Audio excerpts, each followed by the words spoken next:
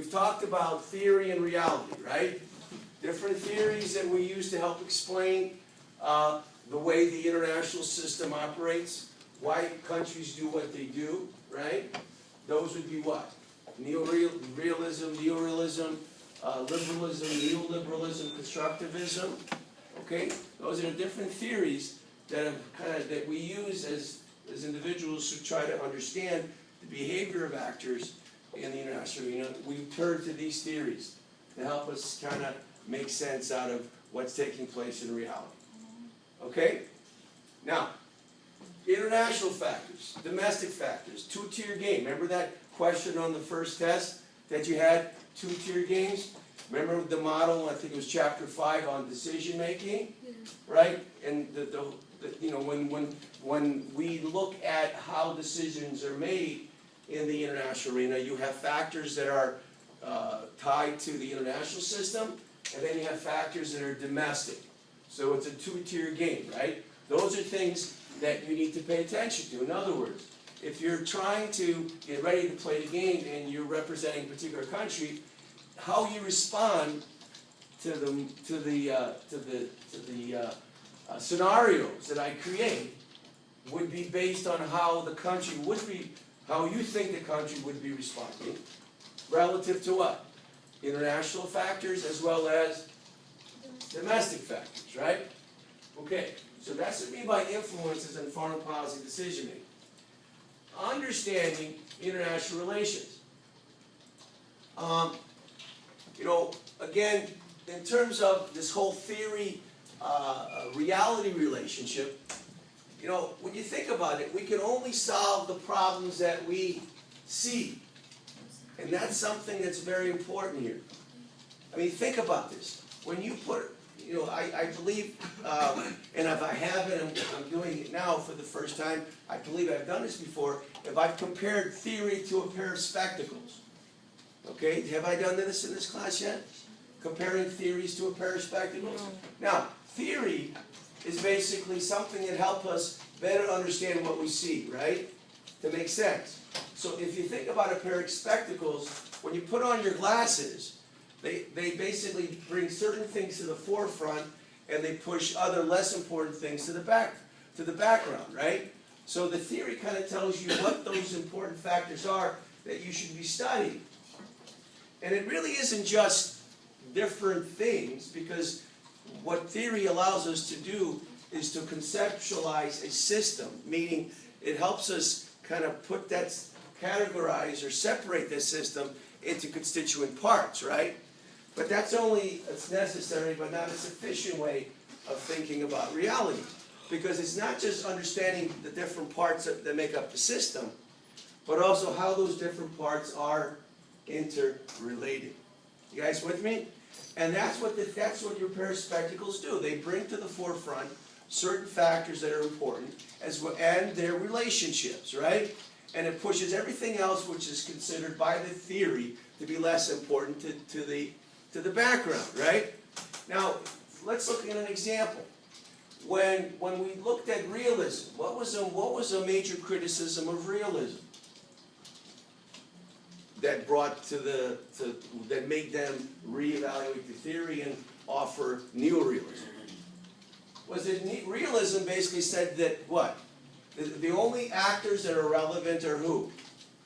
The states, right?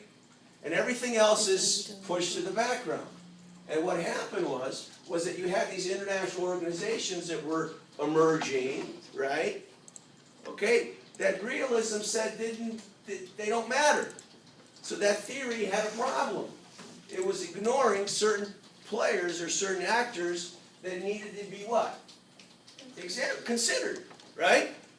So they had to maybe improve the quality of the glasses needed to get a little stronger, right? So that you could actually not just focus on nation states, but all these different types of actors, such as, let's say, international, intergovernmental organizations. So typically what we have here is how we understand something, particularly this complex system called the international arena. We rely to theory, and these are different theories that, of course, I've talked about during the course of the semester. And in here, you have for you a table. Now, this is a table that you've had already, so I don't need to go over it. But I want you between now and Wednesday to revisit, to actually take a look at this PowerPoint. Because if you take a look at the different types of features of the international system and how the different theories address these different features. Okay, now, again, I don't want this becoming a rehash of theory and IR, but what I'll tell you, when we revisit this, when we study this exam, or when we go over your exam, that is the game that you've played, I will then return to this. Okay, and we'll be analyzing your decisions, your moves. Okay, so, and the way we'd be analyzing your moves, we'd be turning to theory. Why did you do what you did? Well, that's a very neo-realist approach to solving the problem, right? Versus a neoliberal approach to solving the problem. Okay, again, influences international. I'm going to skip through this because, again, you could do this on your own, because this is a rehash of what?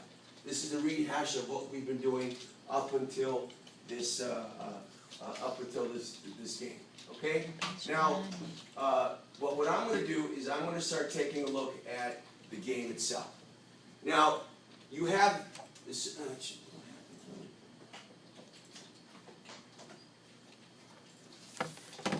Through? That didn't come through. Wow. Okay. All right. For some reason, a diagram that I created didn't come through.